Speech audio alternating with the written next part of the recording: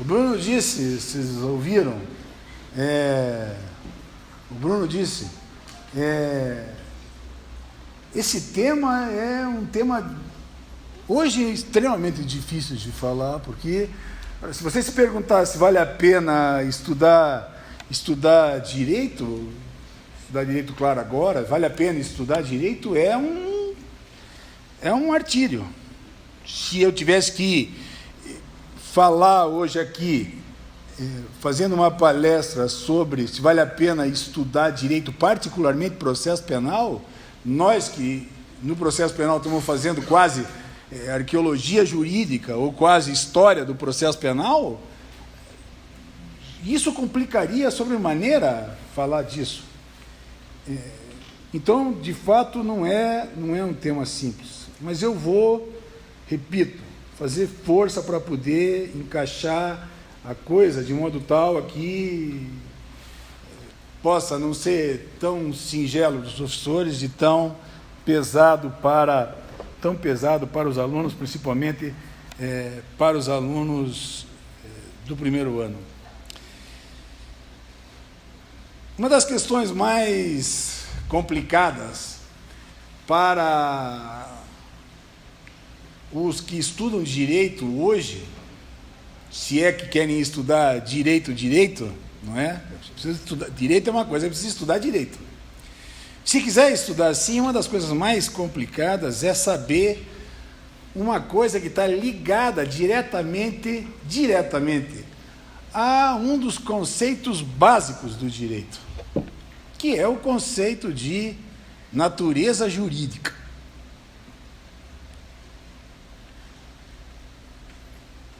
É preciso indagar para responder isso hoje. Se o direito é palavra ou se o direito usa as palavras. E claro, isso não é uma coisa simples, porque para responder isso implicaria uma análise muito longa, começando pela análise da lei, vamos dizer assim.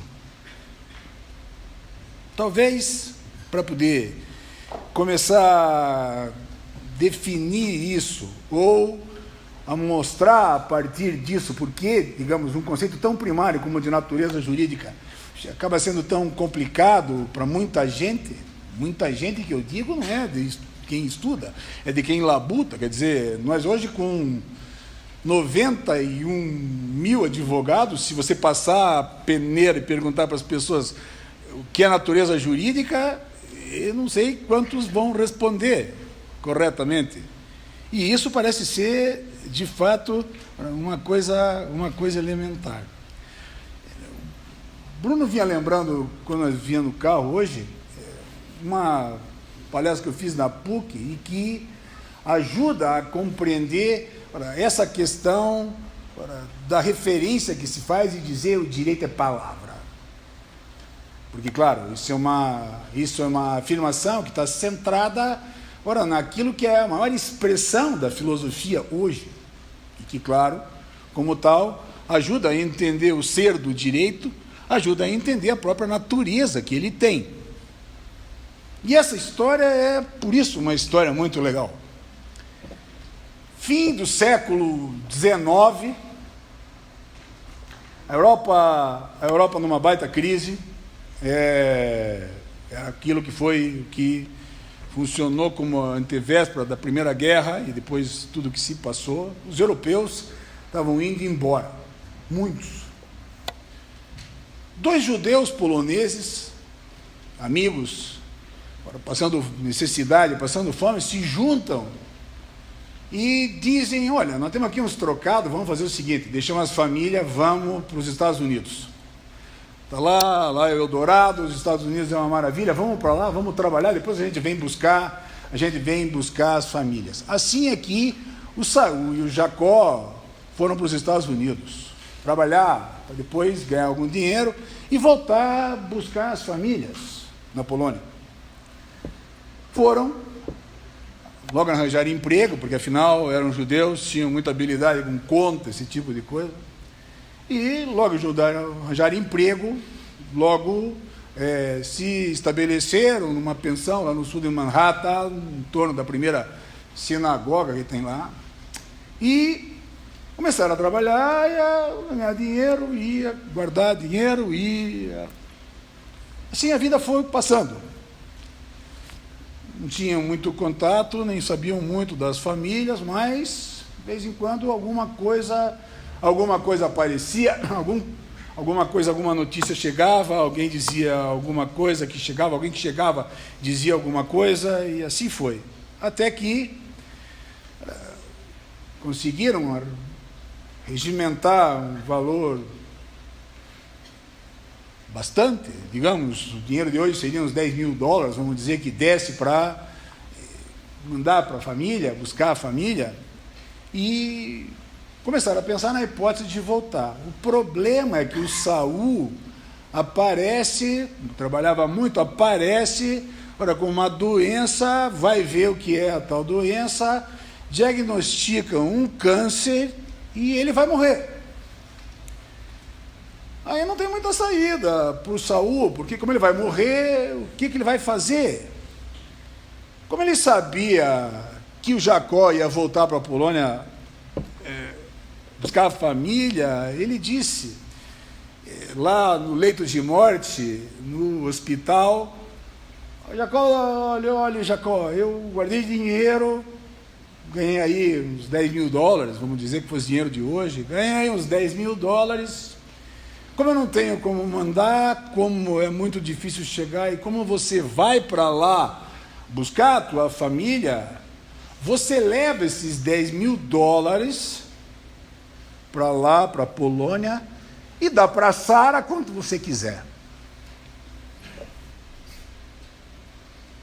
Passado um tempo, o Saul falece. Morre o Saul, e o Jacó mete a mão na grana e volta para a Polônia para buscar a família.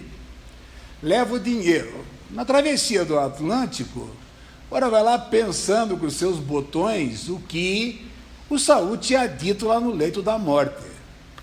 Porque a interrogação do leito da morte era: quanto eu vou dar para Sara, no fundo? A pergunta sempre é essa. Quando você questiona as coisas, a pergunta é, nesse nível de gente, quanto eu vou dar para Sara?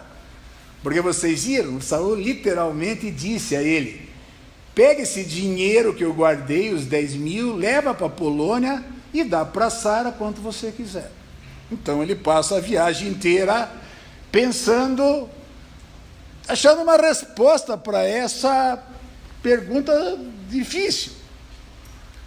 Era um amigo, tinha ido trabalhar, tinha trabalhado muito, era para buscar a esposa, era para dar para Sara, enfim, dá para a família do amigo. Mas, chegando na Polônia, dia depois, vai ter com a Sara. Conta exatamente essa história. Saul me chamou lá no hospital, me disse que tinha trabalhado, me disse que tinha guardado os 10.000, me deu o dinheiro e disse: você volta para a Polônia, Jacó, leva os 10.000 e dá para Sara quanto você quiser. Está aqui o teu dinheiro.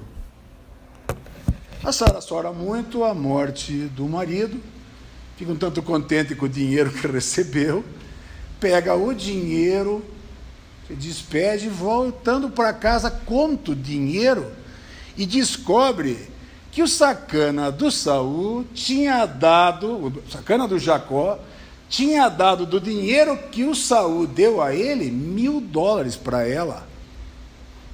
E ela volta para casa com os $1.000, um tanto, porque ela também é judia, então volta com tanto casquetada com aquele negócio, porque a história era exatamente aquela, ou seja, ele fez a opção dele, não é? Exatamente aquilo que o Saul tinha dito a ele: volte para a Polônia e dê para Sara quanto você quiser. Ela, que também não é boba, muito inteligente, E aqui um parênteses, os judeus têm uma característica.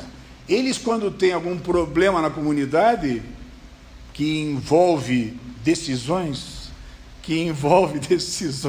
Eliezer, tudo bem?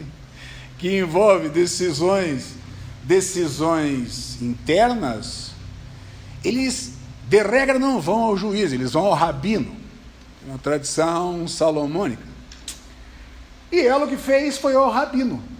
Foi ao rabino e contou para o rabino o que aconteceu. Ou seja, contou, estão ouvindo? Contou a verdade. Os dois se juntaram, foram para os Estados Unidos, trabalharam, o Saul guardou dinheiro, guardou o dinheiro, ficou com $10.000, diagnosticaram o câncer, ele ia falecer, chamou Jacó, deu o dinheiro a Jacó e disse a ele: volta para a Polônia e entrega para Sara o que você quiser. E ele fez isso, mas esse negócio não é muito certo, porque o dinheiro não é do Jacó, dinheiro eu não sei falar como eles falam, mas o dinheiro era do Saul, não era do Jacó e tal. O rabino disse: eu vou pensar, vai chamar o Jacó aqui amanhã, 10 horas da manhã. 10 horas da manhã do dia seguinte, está lá Sara e o Jacó. O Jacó conta a história real, conta a verdade. Estão ouvindo, né? Conta exatamente o que aconteceu. Foram para lá, trabalharam, arranjaram dinheiro, o cara ficou com câncer, ia morrer, chamou ele e disse: pega esse dinheiro e leve e dê para ela quanto você quiser. E foi o que ele fez. E é isso que ele foi explicar para o rabino. O rabino disse: você está errado. Como estou errado? Pois é, você foi para lá, você trabalhou, ele ganhou dinheiro, você ganhou dinheiro. Ele arrecadou os 10.000, ora, ficou com câncer, tem alguma coisa errada? Não, está certo, ficou com câncer, estava no hospital, ora, chamou você lá, você foi lá, ele deu os 10.000 e disse, ele que também não era bobo, cá entre nós, porque é aí que está a inteligência da coisa, ele que também não era bobo, deu dinheiro a você, e conhecendo você, ele disse a você: volte para a Polônia e dê para ela quanto você quiser. Foi exatamente o que eu fiz. Peguei o navio, vim no mar pensando o que eu ia fazer e decidi que, como ele não ia conseguir mandar o dinheiro, eu escolhi aquilo. Exatamente isso. Ele disse para você: volte para a Polônia e dê para ela quanto você quiser. Ou seja, você tinha que ter dado 9 para ela e ter ficado com 1. Porque você queria 9. E ele disse para você: volte para a Polônia e dê para ela quanto você quiser.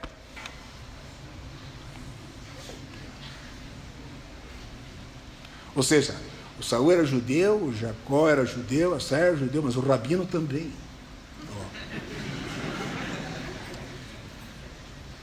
Poucas histórias são tão boas quanto essa para explicar por que o direito é palavra, porque o direito é linguagem. Vocês escutaram, né? Eu, na história que eu contei, eu não falseei nenhuma vez. Ninguém mentiu.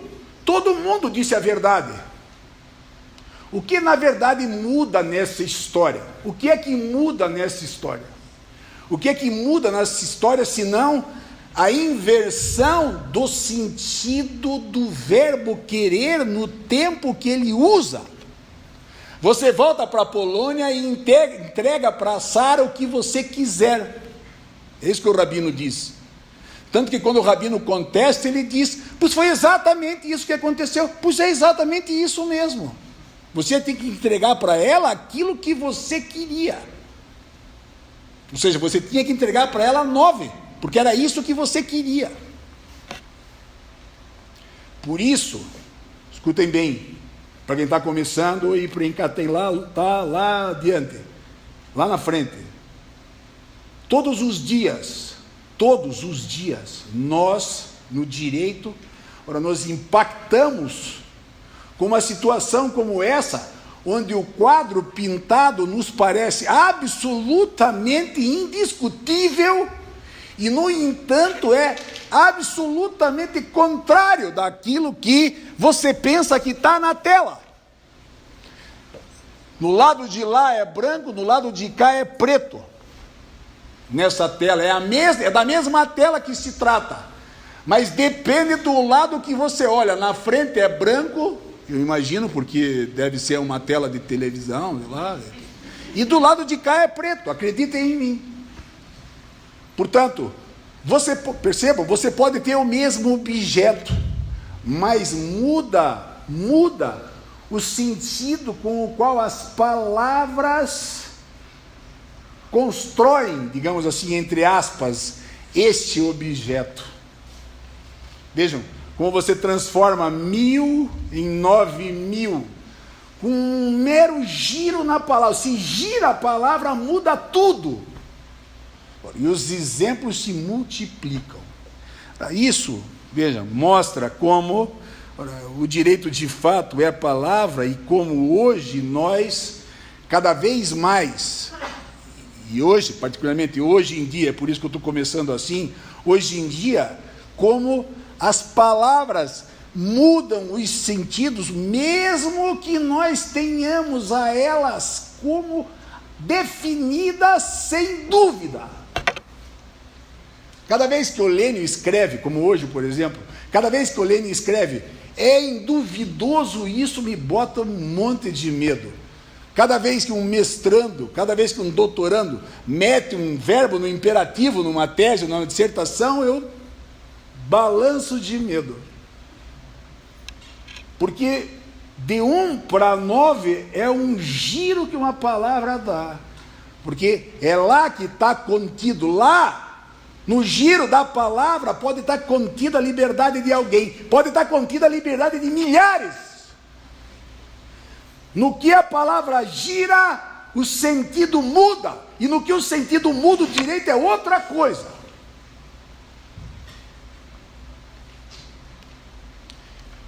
Isso é assim porque hoje trabalhamos no direito também, toda a nossa base, todos os nossos fundamentos, os fundamentos que nos dão estrutura para pensar o direito, trabalhamos a partir desse lugar, de uma palavra que consigo, nela vem o próprio direito. O quiser faz os 9000, no giro que você dá a ele. E isso, cada vez mais, é muito, muito, muito relevante. Claro que na história da filosofia, nem sempre foi assim. Esse lugar, digamos assim, da natureza das coisas, esse lugar pelo qual se responde com o verbo ser, esse lugar do é, não é? Isso é. Isso é, isso é. Por evidente que nem sempre foi assim. Por quê? Porque os gregos pensavam que esse lugar do verbo ser, esse lugar do ser, estava na essência das coisas. É por isso que a noção de verdade é uma noção essencialista, ligada àquilo que era a essência das coisas. Quando Aristóteles diz que a essência do homem é a alma, é justo para poder definir o lugar que o homem ali ocupa. Portanto, era como se os objetos que diziam sobre esse verbo ser, o ser da coisa, tivesse uma essência passível de ser extraída. Toda a metodologia aristotélica, toda a estrutura metodológica, toda a ideia do metodon aristotélico está ligado, método é caminho, ao caminho para ir lá buscar a essência das coisas. É como se eles acreditassem que, digamos, no cavalo existisse, ou tivesse uma cavalice, vamos dizer. E é por isso que nós, até hoje, em muitas e muitas passagens, seguimos falando da essência das coisas. É essencial isso, é fundamental, para mostrar o fundamento daquilo. Como se existisse lá uma essência da coisa. Os gregos pensavam assim, e para nós isso vem pelo menos até René Descartes. Descartes que rompe, digamos assim, rompe com a essencialidade para estabelecer um novo modelo de pensamento. Ora, eu não tenho tempo para me alongar nessas coisas, até porque eu sou professor de processo penal, entenda. Mas em professor de processo penal precisa saber disso. Descartes o que faz? Questiona as coisas, começa a perguntar sobre as coisas. E claro, ora, quando começa a indagar da essência das coisas, a resposta não vem, porque evidentemente, lá pelas tantas, você não consegue estabelecer aquilo que era a essência. E ele, uma das coisas que percebe é que, ora, quando os gregos falavam de essência, era o que eles estavam metendo lá, não é? Era o que eles estavam dizendo daquilo que era o ser das coisas, a essência das coisas, a verdade das coisas. É por isso que ele, no questionamento, vai até o momento de se perguntar a si mesmo, da sua própria existência. O cogito cartesiano, o cogito ergo sum, e veja como está aqui o verbo ser, né? O sum, como está ali metido, o cogito ergo sum, o penso, logo existo. O existir aqui está moldado próprio naquilo que é o pensamento, e de consequência, a partir daqui, digamos assim, se funda, escutem bem, hein, um sujeito que, ao contrário do que os gregos imaginavam, ele vai dizer o que é o ser da coisa, ele vai dizer o que é a essência da coisa, ele é que vai dizer o que é a verdade das coisas. É por isso que o método que se utiliza é por a própria base aristotélica e o método principal, que foi o método que Tomás usou para a estrutura da ciência, que é o método analítico, premissa maior, premissa menor e síntese, ou seja, um jogo silogístico no qual, numa premissa maior, você encaixa uma menor e dali tira uma síntese. Ora, isso é alguma coisa tão presente que você vai ver em livros de processo, particularmente de processo penal, desses ignorantes que ficam escrevendo besteira até hoje, a ensinar que até hoje nós fazemos isso, ou seja, de que nós pensamos desse modo. Todo mundo, muita gente segue imaginando que é de fato assim que se pensa. E não raro é de fato assim que se pensa. Quer dizer, qual é o dilema disso? Se é você que diz a verdade das coisas e eu aqui, vejam como funciona. Pergunto para você, que cor é esse quadro? Você vai me responder. Deixa eu ver se é branco, porque eu estou falando de branco. Não sei se é, né? Branco. Está vendo? Se eu pergunto que cor é esse quadro, você vai dizer branco. E aí, vejam como é interessante. Você é testemunha, eu sou testemunha lá num processo. Aí você vai lá e diz que o quadro é branco, eu vou lá e digo que na mesma hora que você viu o quadro e o quadro é preto, e veja que interessante, você está dizendo a verdade e eu estou dizendo a verdade.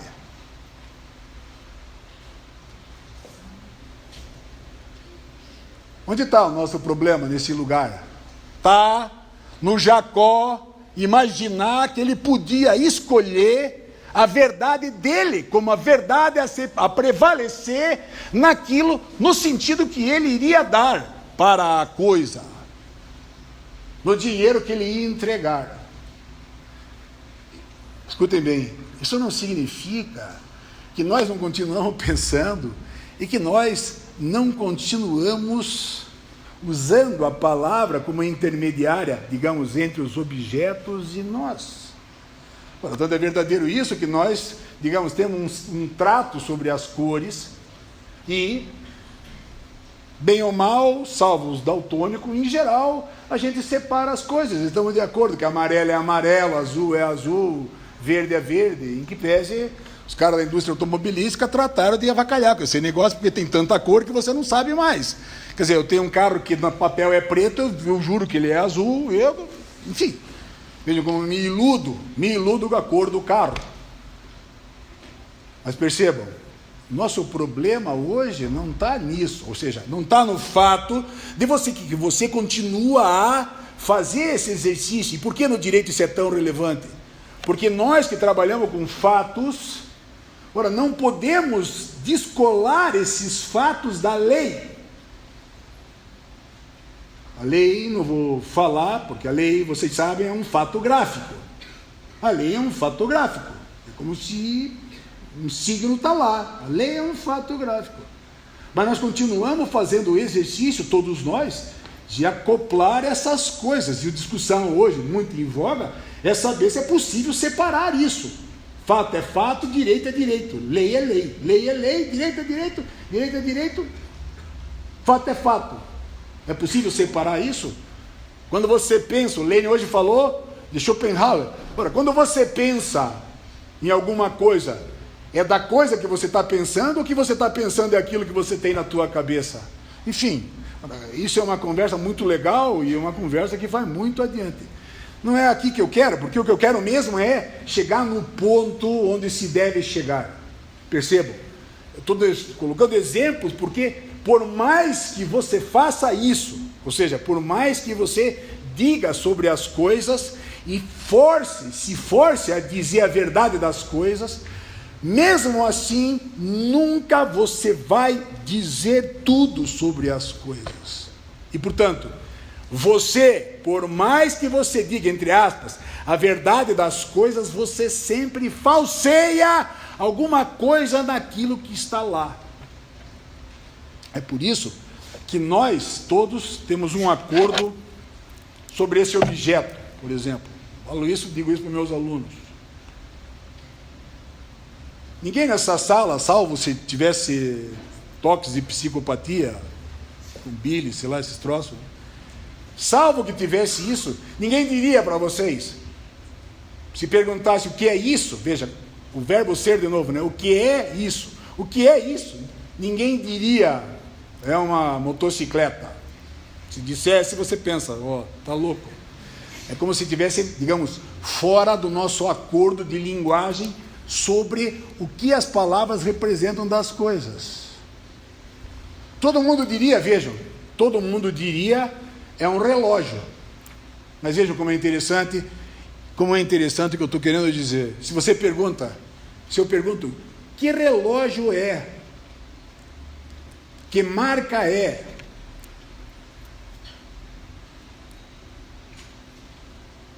Do que ele é feito? Até agora está fácil, as perguntas estão fáceis, porque eu posso perguntar, quer ver? Falando dele, sempre o objeto é esse. Se eu pergunto, onde eu comprei? Ou quem me deu? Digamos, não falseemos as perguntas, porque se você falsear a pergunta, complica mais ainda. Em suma, o que eu estou querendo dizer? Que nós podemos sim falar e falamos sobre os objetos, mas nós nunca falamos a verdade dos objetos. Isso fez, percebam, como todo discurso, no direito, todo discurso da verdade fosse um discurso colocado em interrogação. Por quê? Porque você diz, mas nunca você diz a verdade mesmo. Sempre o que você diz, por mais verdadeiro que pode ser, é tão só um tanto verdadeiro. Algo vai faltar lá. E isso é que faz o quê? Isso é que compromete a estrutura. Por que compromete a estrutura? Porque isso se usa ideologicamente para que prevaleça a verdade de alguns contra a verdade, quem sabe, da maioria. Estão ouvindo o que eu estou falando, né?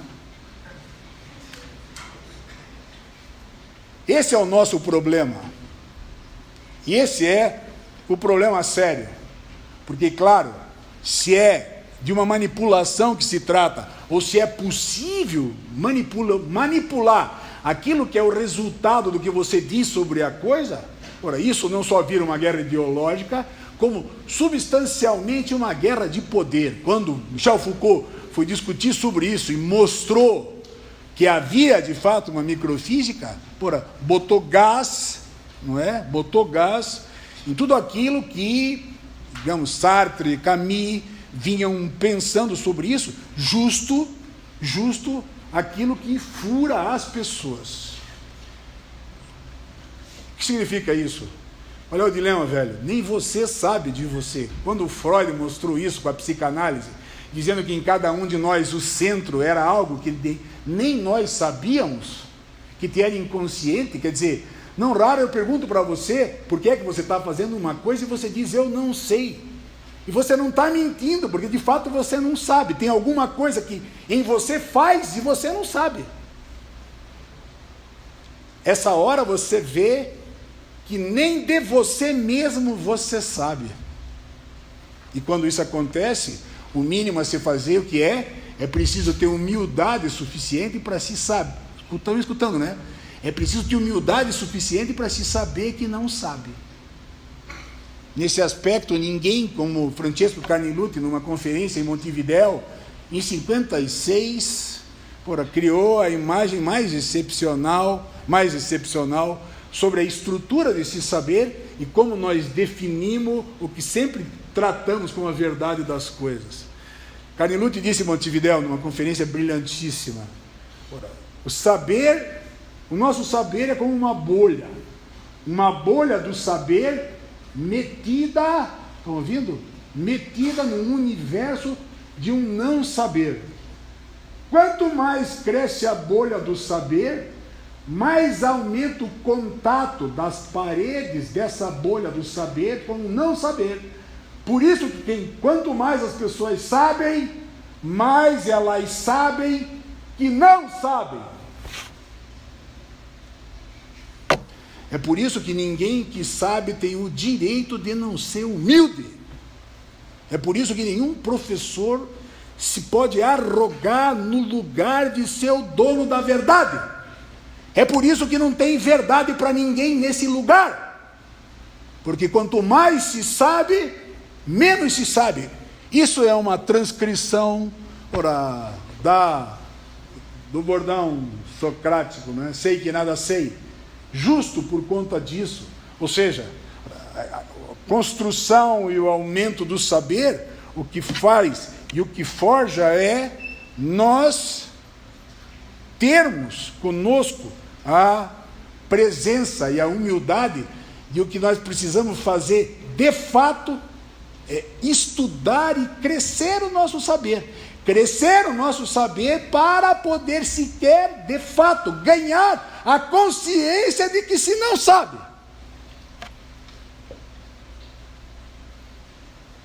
Por isso, os melhores, salvo raríssimas exceções dos estelionatários intelectuais, são os que sabem, mesmo que eles também não saibam. Você pode ser um gênio, mas basta você ir para o Supremo Tribunal Federal, as pessoas veem que você é uma bosta, que você também não sabe.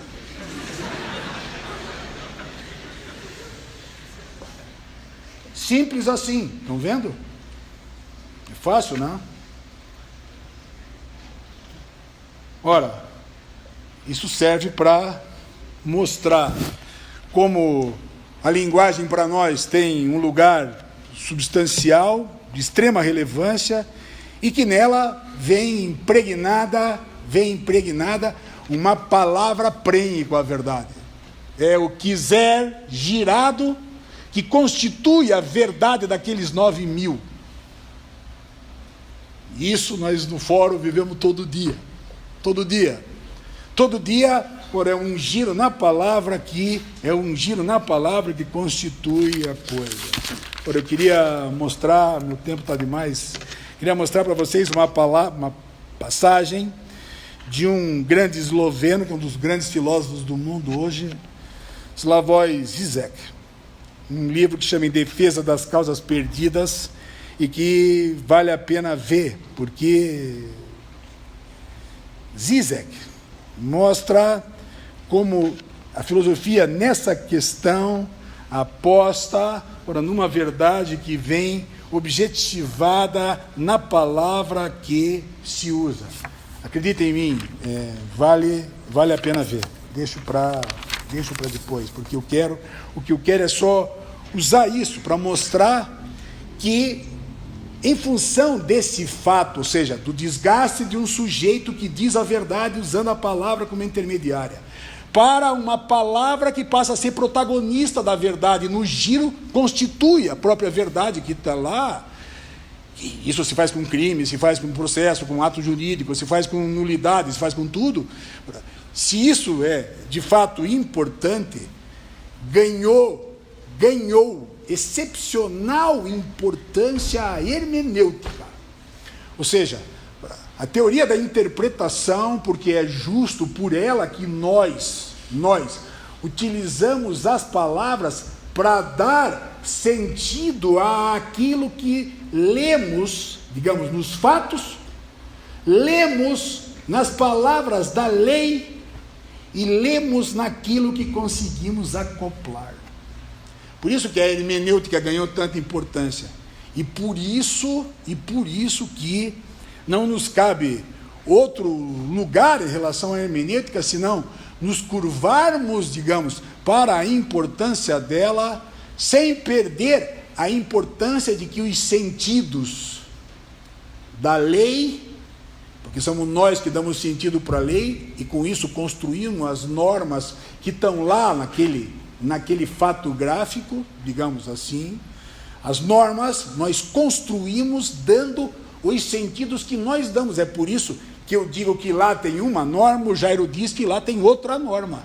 É por isso que eu digo que lá está escrito trânsito em julgado, e trânsito em julgado é trânsito em julgado, e o fulano diz que lá está escrito trânsito em julgado, mas não há trânsito em julgado, porque trânsito em julgado não é aquilo que eu disse que é aquilo que ele diz que é.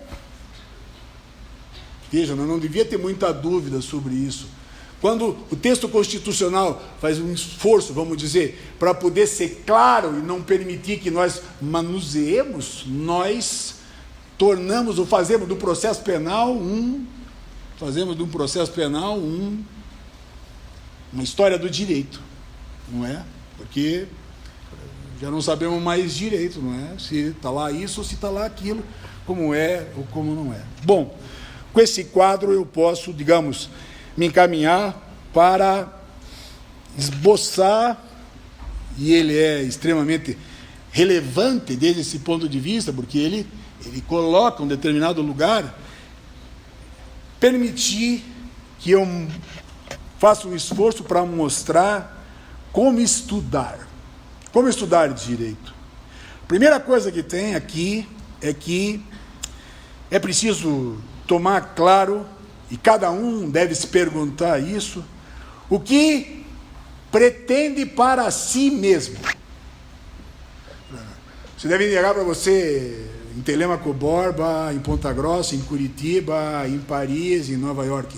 O que é que estudando isso eu pretendo para mim mesmo?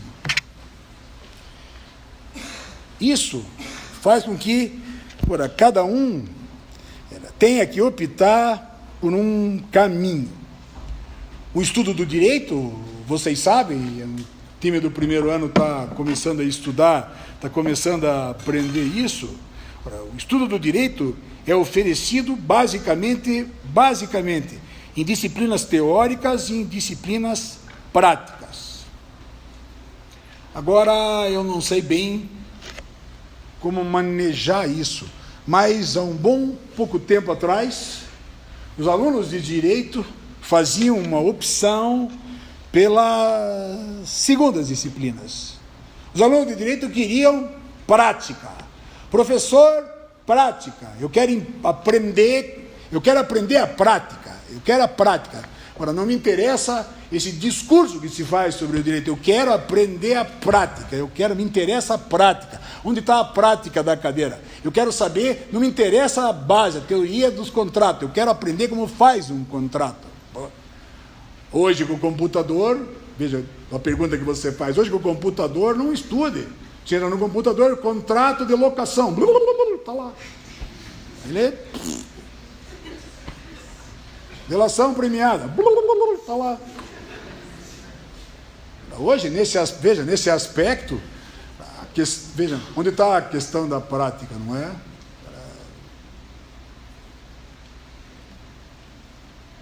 Sabe, tinha um grande amigo nosso do Ministério Público, promotor, Marcelo, promotor de justiça, fazendo um júri com um grande advogado famoso em Curitiba, e o cara disse, Ora, esse promotor novinho, agora vem aqui, ditar regra, o que ele pensa, não é?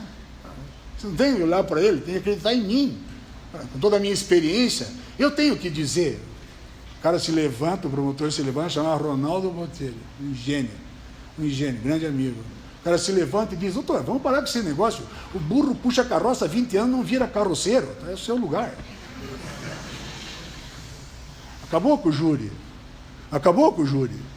O burro puxa a carroça há 20 anos, não vira carroceiro. Quer dizer, não adianta. Quer dizer, se você perguntar para o Google, imprimir o troço e assinar, não tenha dúvida, você é um medíocre.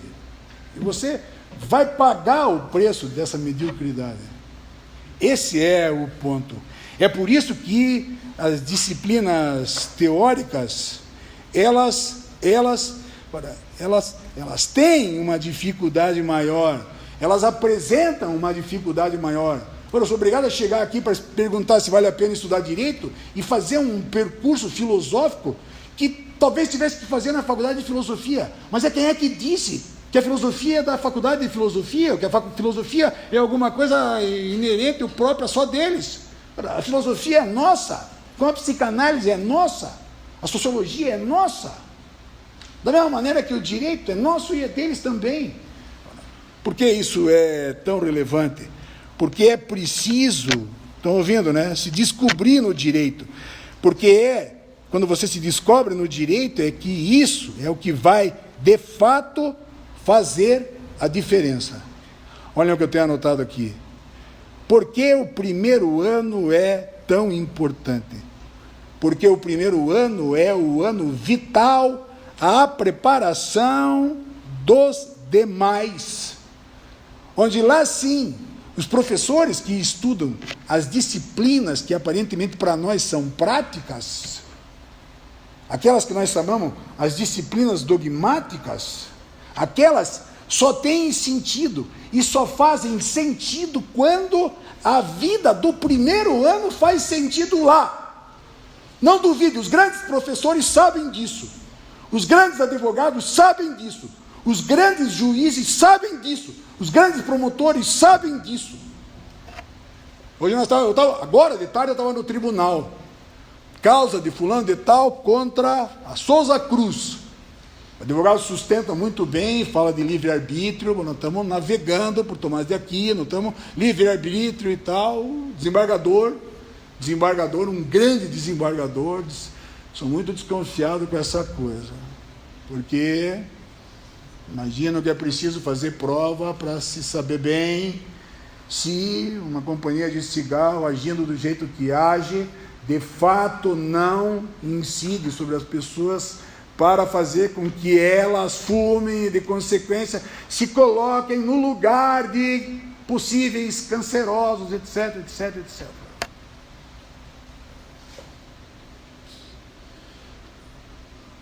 Esses são os grandes desembargadores, esses são os grandes juízes, esses são os grandes advogados.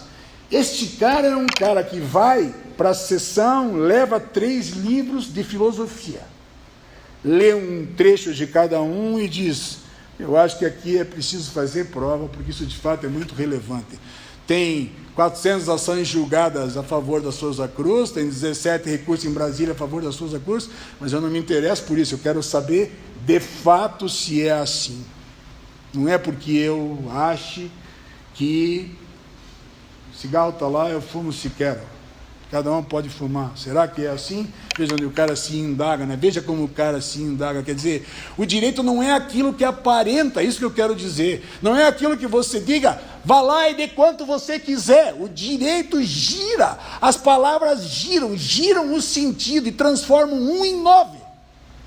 O cara que veio com a bagagem cheia de decisões de Brasília para arrotar a grandeza e dizer, ora, que nós não temos, que os produtores de cigarro não têm que pagar nada de indenização, foi embora com o rabo no meio da perna pensando, é preciso correr, porque dentre outras coisas, quando ele meteu a inversão do ônus da prova, por conta do Código do Consumidor, nós vamos ter que demonstrar que o que nós produzimos e fizemos o cara fumar não era alguma coisa que levasse ele a ter câncer.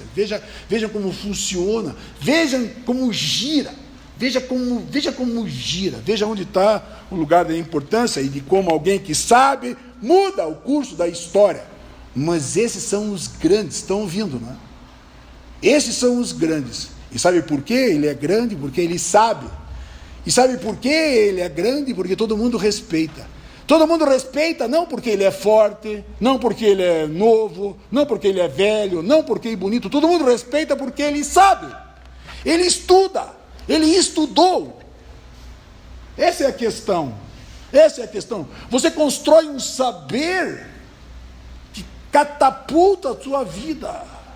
Eu recebi essa semana gosto no WhatsApp, um post desse no WhatsApp, onde o cara falava dos jus proletários. Nós temos 1 milhão de advogados, os jus proletários. Então eu discutia com a Aldaci, a grande professora Aldaci que está ali, eu discutia com a Aldaci, significava um jus proletário. Mas mais do que isso, como você foge do jus proletariado, se não enfiando a cabeça para saber aquilo que importa. E o que importa, Jairo, começa no primeiro ano. No ano, quando o cara define para você o que é a natureza jurídica de uma coisa. E não pense que isso é coisa que só acontece em algum lugar. Não, as pessoas, num algo primário como esse, quando você pergunta o que é juridicamente essa coisa, porque do verbo ser aquele que importa. O que juridicamente é isso? É um ato? É um contrato? É um negócio? O que juridicamente é isso? Quer dizer, é imprescindível ter um nível de intelecção capaz de você transitar pelas coisas do direito, dizendo, ou, digamos assim, forçando os sentidos a partir daquilo que é o sentido que você dá para a palavra que carrega o sentido por si, girando para lá e para cá. Eu era aluno do 4º ano de Direito, essa é boa, vale a pena contar. Eu era aluno do 4º ano de Direito.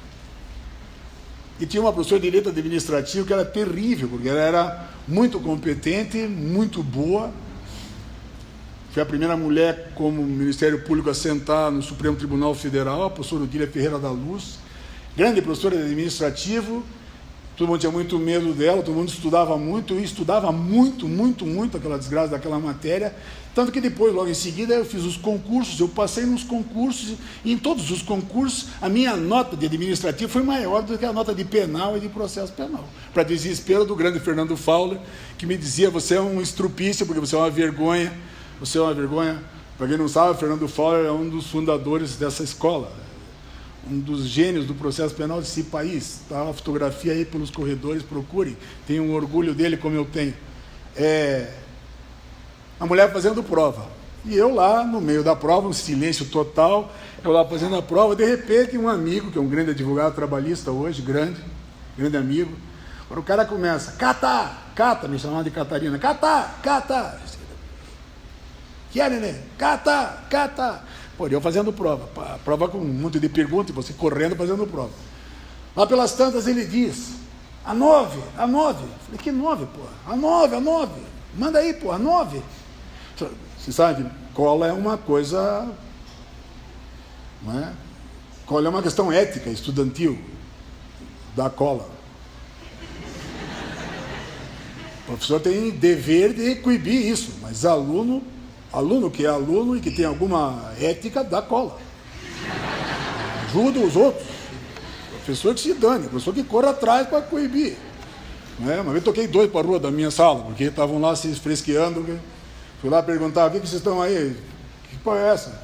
Olha, professor, esse cara é um sacana porque não quer dar cola, porque os 2 para a rua. Tu porque está colando, e tu porque não quis dar cola, fora daqui. Minha cola, como é que um cara vai na minha aula e não dá cola? Mas na prova do neném, aquela, olha, neném, 9. É a 9. Eu disse, que 9, neném? A 9. Aí fui ver a porra da 9. Qual a natureza jurídica da delegação? Porra, olhei para aquilo, virei para trás. Porra, neném, nós estudamos isso, cara. Porra, quando um superior administrativo delega para o inferior administrativo a prática de um ato administrativo. Ele virou para mim e disse: porra, Cata, essa merda eu sei, o que eu não sei é essa tal de natureza jurídica. 4º ano da faculdade. E o cara sabe tudo de delegação, mas não sabe o que é a natureza jurídica de uma coisa, velho. Em suma, claro que não dá para bobear. Para quem acha que as matérias do primeiro ano são brincadeira, que são chatas, está completamente enganado. Perguntem ao Bruno, que foi me perguntar: professor, o que eu estudo? O livro tal de filosofia. Quando você fichar isso e estudar, não é para ler. Quando você estudar, volta aqui. Senão não me interessa, porque não me interessa orientar gente que eu sei que vai para o baú, vai para o fracasso. Porque você não só tem que dizer para você mesmo o que você quer, como você tem que entender que você precisa fazer aquilo. Porra, pensem, os caras não iam inventar um programa de faculdade que começasse daquela base, sendo que aquelas disciplinas são umas porcaria que você não deve estudar porque não servem para nada. Quem diz isso é porque não sabe aquilo que está lá. Estão ouvindo, né? Só os que sabem aquilo que está lá, minimamente, dão conta da grandeza. De poder saber que não sabem. De que sabem o suficiente para saber que não sabem. O resto, não só não sabe que não sabe, como acha que sabe. Esses são os grandes ignorantes. Esses são os que atravancam o direito.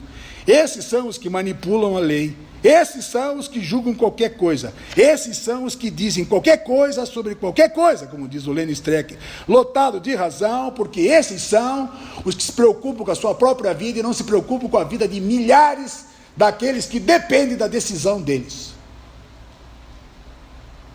Ou seja, é preciso encarar e levar a sério aquilo.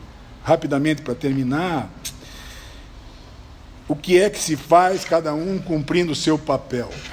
Primeiro, a importância dos professores. Tem 2 coisas fundamentais para os professores: conhecimento e amor ao magistério. Sem conversa. Sem conversa. A aula não tem que ser necessariamente a melhor aula do mundo.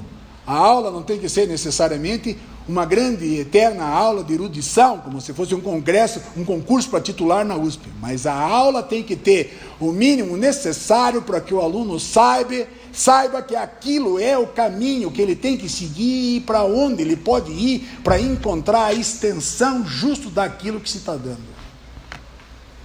Por isso que é possível você estudar em qualquer lugar e ser grande. Não importa onde você estude, não tem conversa fiada dessa coisa. Essa coisa de dizer, fulano estudou em tal lugar e Beltrano estudou em tal lugar, logo, não tem poioca de diferença nenhuma nesse negócio. Depende do que se estuda, como se estuda, o empenho que se tem no que se estuda. E claro, professores que tenham amor, tenham conhecimento e tenham amor pelo magistério. Porque magistério, ou um professor, é aquele que dá de si, aquele que vende o seu conhecimento de graça com o maior prazer do coração. Eu passei 4 anos, acordando às 6 da manhã, para dar aula, você às 7h30 e eu às 8h20. Eu não conheço o outono do Canadá, eu não conheço a primavera da Califórnia, eu não conheço os vinhedos e a colheita, justo porque durante todo esse tempo, eu que podia estar vendo as flores cair, vendo os galhos, vendo as folhas dos álamos cair, era no Canadá ou no Maine, eu estava na sala de aula dando aula. Pergunto se algum dia eu me arrependi de fazer isso. Pergunto se algum dia eu deixei de levantar da cama às 6 da manhã, abrir a janela, quando tinha sol, porque em Curitiba normalmente não tem, mas de abrir a janela, olhar o sol nascer e dizer, Deus existe, vamos tomar banho, que temos batalha, temos faina, temos que ensinar, temos alguma coisa para dar de nós. Para sair às 9h30 da faculdade com o coração livre, com o coração aberto, feliz feliz por ter tido a possibilidade de fazer aquilo que talvez eu mais amasse em tudo que fiz na minha vida. Depois de transar, naturalmente.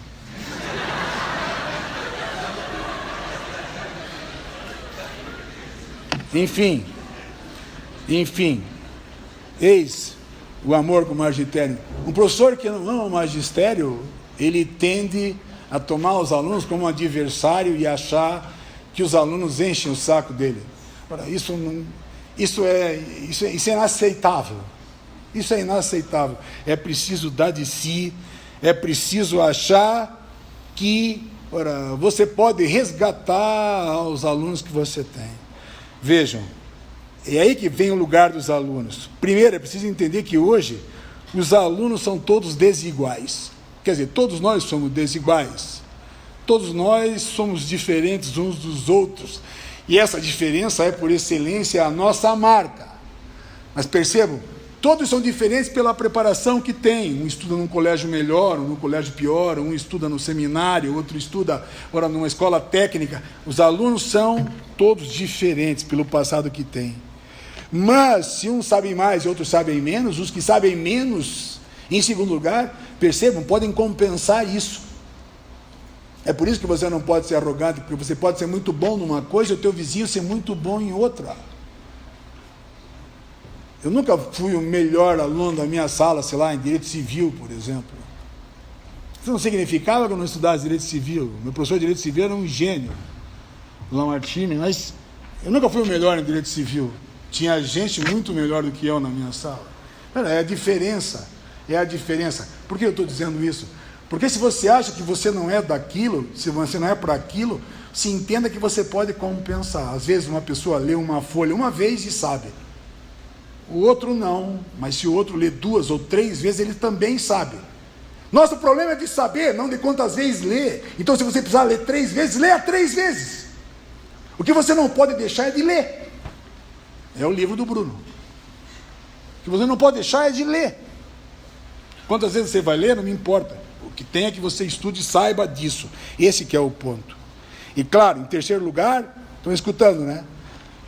Os alunos precisam se negar àquilo que o professor Gianotti chamou de pacto da mediocridade. Estão ouvindo, né?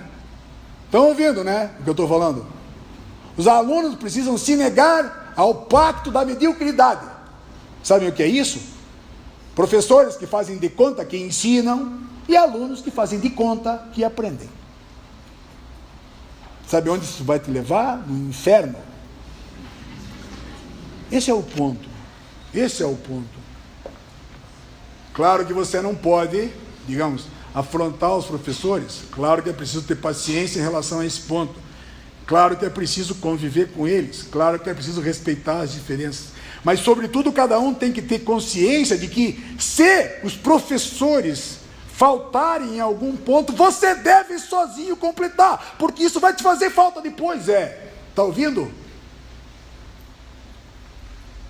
Nunca me ensinaram nada de oratória, mas como eu não tinha estudado nada disso, um dia tive interesse de ir fazer um curso, pelo menos para saber o básico do básico, que eu devia olhar para o cara que senta lá em cima, e não para ela, muito embora ela seja loirinha, bonitinha, etc e tal, eu preciso olhar para o barbudo que está lá atrás, porque alguém me ensinou isso, eu não era dom, não me veio assim isso. Você aprende as coisas, e é assim que precisa ser.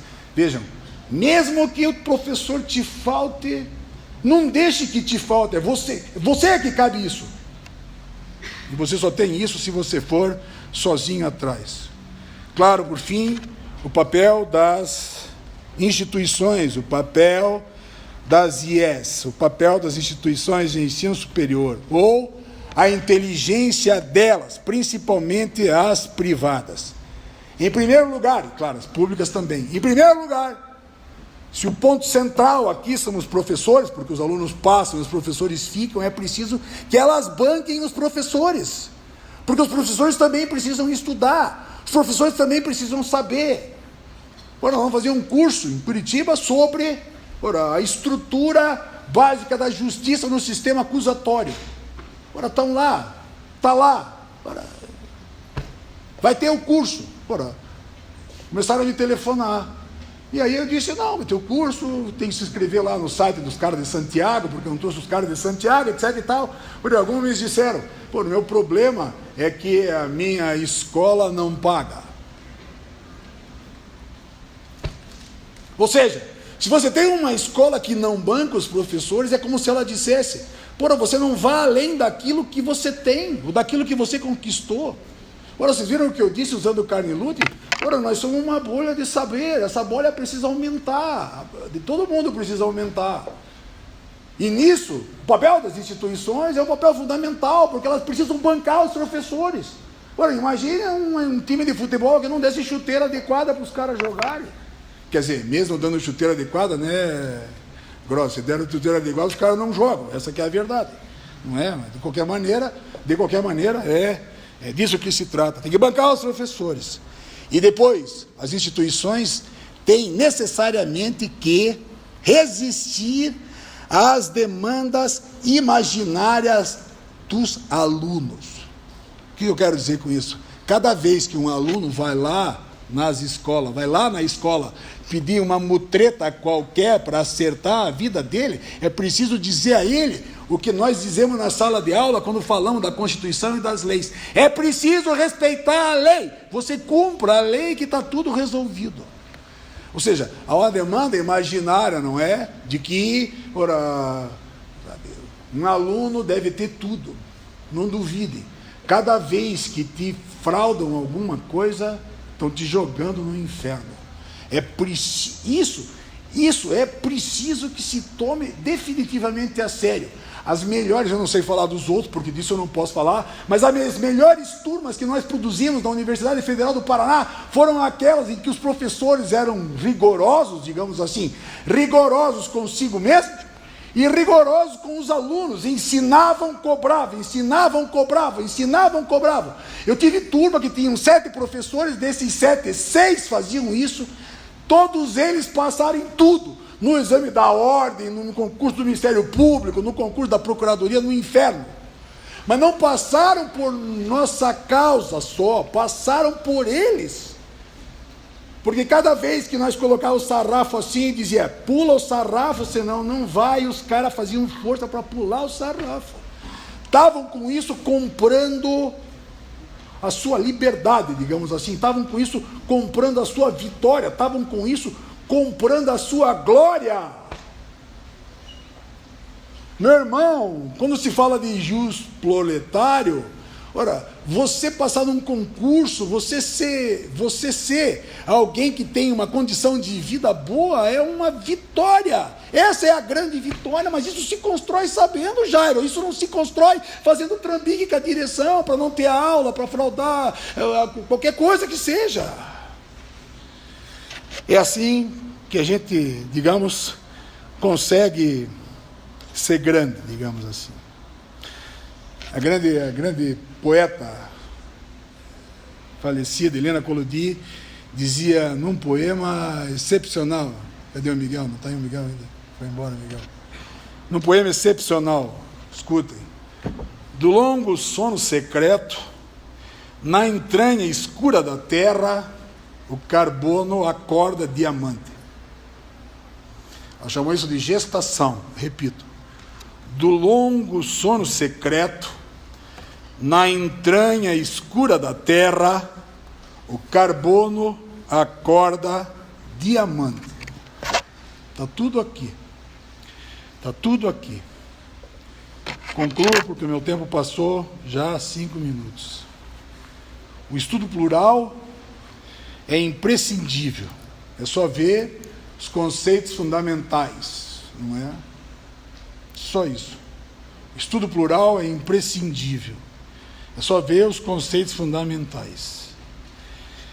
O estudo plural coloca uma diferença entre os juristas. Sabem aquilo e não sabem aquilo. Por quê?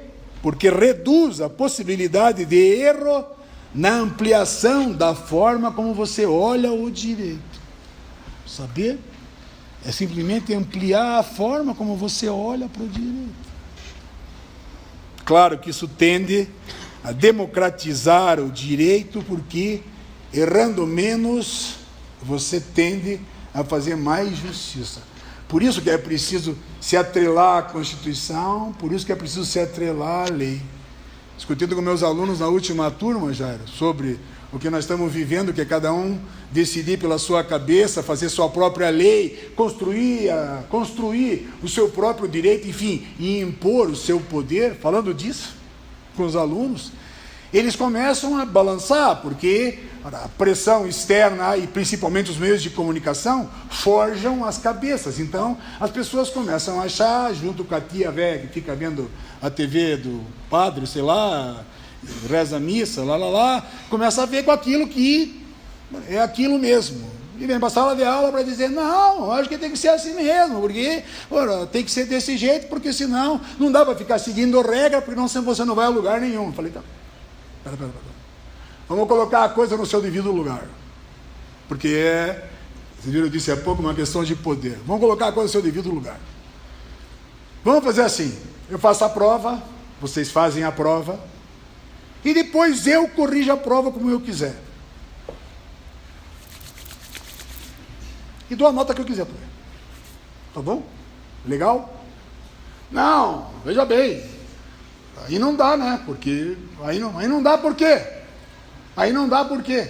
Não, aí não dá porque a prova tem que ser feita sobre aquilo que foi dado de matéria. Tá bom. De novo, uma coisa. Eu faço a prova, você faz a prova e eu dou para você a nota que eu quiser.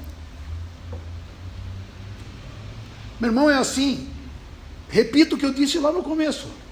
Por mais que eu seja um professor dedicado, por mais que eu seja honesto, por mais que eu diga a verdade, aquele verbo quiser, quando eu digo que você quiser, aquele verbo querer lá, aquele verbo muda a história. Eu acabo com você. Você faz a prova e eu dou a nota que quiser. Pode ser assim? Não! Tem uma regra sobre fazer prova. Se você fizer a prova, responder tudo e tiver direito a tirar 10, você deve tirar 10. Essa é a resposta honesta a ser dada para quem responde correto. Moçada, não tem sido assim. Portanto, entendam, é preciso de fato estudar, é preciso se dedicar, e é preciso ver que quando você escolhe para você o caminho mais difícil, mas que é de fato o caminho do estudo e o caminho que leva à vitória, você descobre que aí o direito sim vale a pena ser estudado. Senão é mais fácil ganhar dinheiro fazendo outra coisa. Porque entre ser um bom vendedor de carro ou um bom bancário e ser um jurista medíocre, porque você não estudou, talvez seja melhor ser um bom vendedor de carro. Nada contra o vendedor de carro, muito pelo contrário. O que eu estou dizendo é que tem vendedor de carro que é excepcional. Ganha dinheiro fazendo aquilo, porque lá está a habilidade dele. Aqui, se quiser ser bom, tem que estudar. Aqui, se quiser ser bom, tem que pagar o preço. Como dizia a grande Helena Collodi, Deus dá a todos uma estrela. Uns fazem da estrela um sol, outros não conseguem vê-la. É isso.